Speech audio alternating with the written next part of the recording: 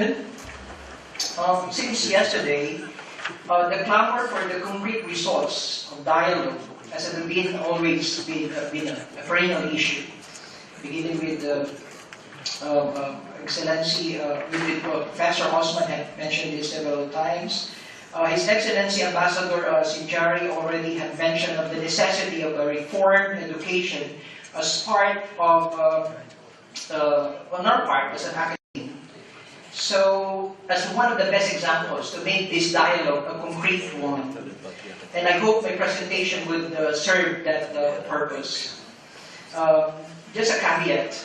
I am not a theologian nor a social scientist, but I'm coming from a philosophical perspective. So I beg your indulgence if I'll be using the terms which are beyond my expertise. Also, my topic, as you noticed, is so particular, so specific that even as early as yesterday, some colleagues are asking for a clarification of this one. So there's not much option left to me but to give some context. I hope Mr. Moderator will be giving me a leniency on the time, at least a couple of minutes extension. So I begin. Two parts, only two parts. First is the landscape or the context of Quiapo popular devotion, and the next is my philosophical interpretation to that, which I'll go into details later. So the landscape, there's not much actually more specific than I asked the help of Google here. So Google Maps. So if this is Bucharest, we travel to the south, farther south. I'm sorry, to the east. And there you go, Philippines. And at the heart of that is Manila, and at the heart of Manila is the Quiapo Church. And the Quiapo Church right now looks like this. This is the locus of my study. Very, very quickly also, to give you the history, 85 years after the first Spaniards have stepped onto the shore, Philippine Islands, in 1600s, the Augustinian friars had commissioned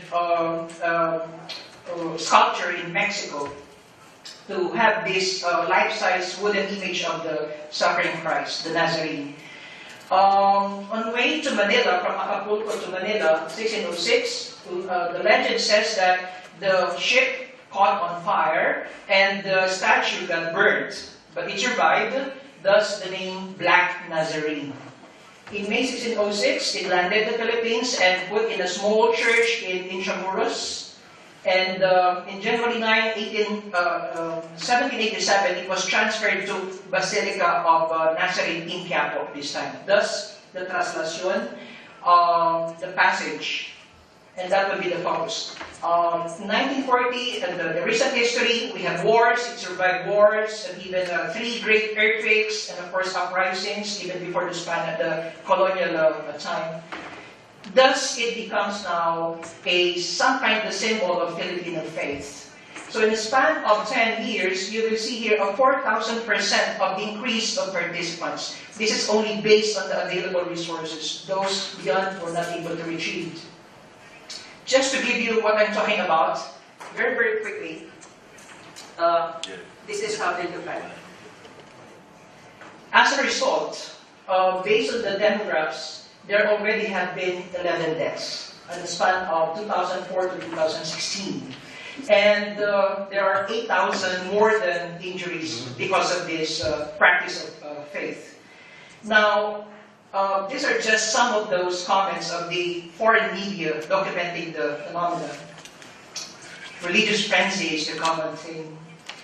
Excessive fanaticism. This time, it's the church people, the Catholic Church officials are now describing the phenomenon. You don't understand. Now, at present, there are many explanations talking about that. I only gave you one, and that would be the historical. But in the paper, these are all covered in in just short passing. Now, I'm asking, what could be the philosophical explanation to this? Anthropologists, theologists have explained these things, but so far philosophy, at least in our country, haven't touched this one, and this is where I'm coming from. So the main aim of the paper is to philosophically understand the religious experience of this phenomenon going on in Quiapo every January 9. In the hope that to establish a concrete dialogue between the social classes, elite and the marginalized, educators and the hoi polloi in church theology and that of popular religiosity. I invoke here the works of Soren Kierkegaard, a Danish existentialist philosopher, Fear and Trembling, and concluded in Scientific Postscript for its excessive discussion on faith, which contends that the meaning of life can be achieved in one's professing of one's faith. And this one is some kind of controversial, which I often meet because the method is really radical in the sense that I myself have joined it to experience really the first-hand experience, to have a first-hand information of what's going on. So I tend to have anthropological and phenomenological, but I'm not an anthropologist. That's why I ask the help of those professionals. Anyhow, let me now go into the details. Out of 33 cases, I chose only 3 for this occasion. The first case is that of Liza, who don't want to mention her surname. A first-time devotee and a 28-year-old housewife, she collapsed during her attempt to touch the image. Upon waking up, she was advised by the she woke up in the hospital. So the physician asked her to go home, but in contrary, she returned and touched the carrozza for the second time. Her request is to have a child with a common law partner she is with for 3 years already. When I was asking, what drives you, and these are the things that she talked about. I hope you can just follow because I really have to make this one fast. The idea is there is subjectivity and inward nuances in her testimonies. By the way, last January 26, I was notified that she gave birth to a healthy young girl named Aryan. The next one is that of Boy Maranan. Apolinario Maranan, a 74-year-old and a 54-year devotee. He is the head of those brave men trying to protect the image, the fragile image. They are called the Hijos del Nuestro Padre Jesus Nazareno. According to his story, one afternoon during his early years at the Quiapo church, he and his friend were playing when he saw the agonizing face, the agonizing face of the statue transformed into a smiling bright face. He rejected all media invitation for exclusive interview to keep this secret and asked me to do the same. And now I'm telling to the whole world. So let's keep it a secret. And this is what he mentioned when I asked him, what happened to you in the earlier days? Is it a miracle? And this is his response.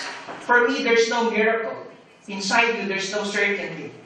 Your belief might be different from others, but it leads to one, and that is faith. Let me go to the third case. The third case is another Hijos who guards the image.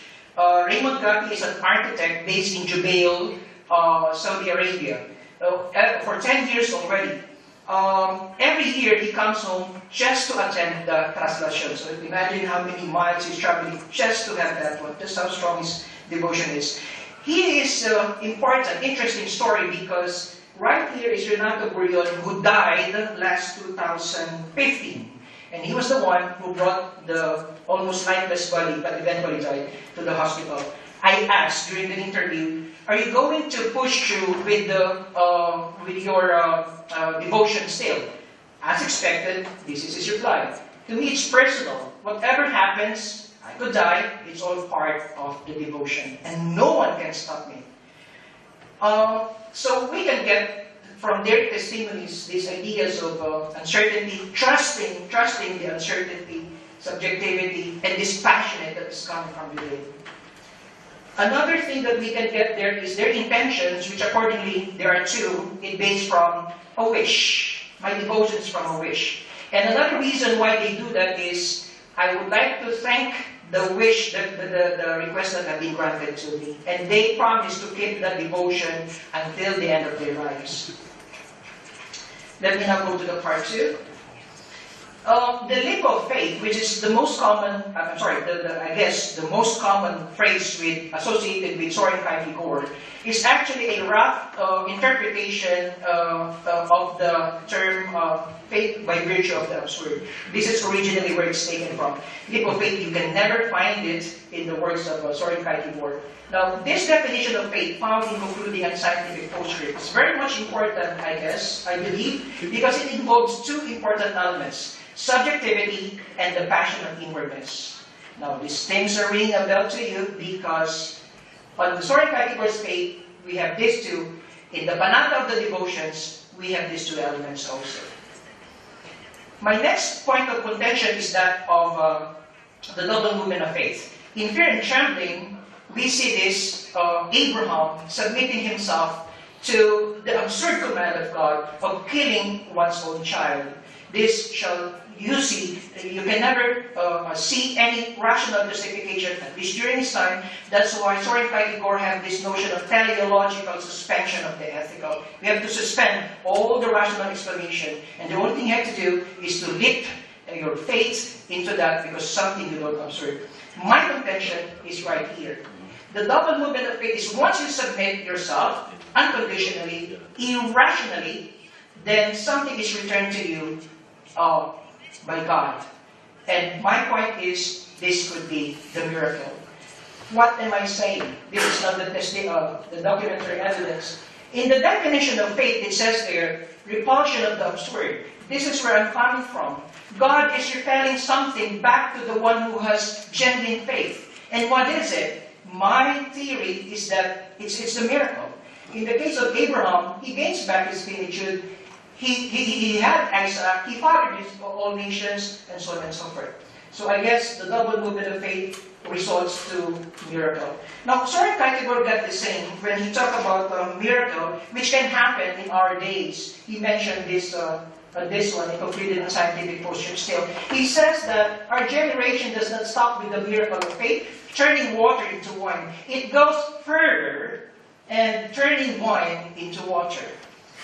Now let me go to the second to the last portion. The devotion of wish and the gratitude as a double movement of faith. I am now interpreting the Panata with Kierkegaard. Last January 9, 2015, Translacion becomes the most significant moment in the life of a 15-year devotee, Erlinda Dizon. That's actually her. Her yearly Panata is intended for a 39-year-old son named Alexander, who suffers difficulty in speaking and chronic memory loss. In July 11, 2014, Alexander got lost while having a lunch in a fast food nearby city. After 6 months of failed search, Erlinda joins the annual Translacion, but this time with a very special intention. That is to find her everything. Her everything is Alexander. As the snail space procession heading towards the corner of Burgos Street and Ross Boulevard, Manila, the one I showed you in the video clip, she witnessed a man being trodden and trampled upon by the nearing sea of devotees. Out of pity, she pulled the man to safety, just in time away from the approaching jostling crowd. Although bald, darkened, toothless, stiffer in physique, she was certain that the scar on the leg of the man belongs to Alexander. Erlinda found her long-lost son amidst the sea of devotees on the feast of the Black Nazarene, which happens to be her 67th birthday. This account belongs to a multitude of many personal claims of miracles by the devotees. Through faith by virtue of the absurd, Erlinda surrenders all her weakened and aged body into the den of collective frenzy and masculine strength. I'll skip this one. What I'm simply saying here is, this is somehow, we can see, an interpretation of the double movement of faith, what Kierkegaard is telling us. The double movement of faith in this context of devotion is the metamorphosis of a wish towards the devotion of gratitude. The first phase of the devotee sees no fear before the dangerous ritual in the ardent belief that his or her belief shall be granted by the Nazarene. It is at this instance, non-devotees find the devotion idolatrous, irrational, fanatic, and superstitious. The second phase, no need for me to explain, is when he received his son. Let me go to the conclusion. So this is the second argument I was presenting. Sorry for being so... there are many details I really would like to show you, but perhaps during the question and answer. Now, there are several things that we can conclude from this study.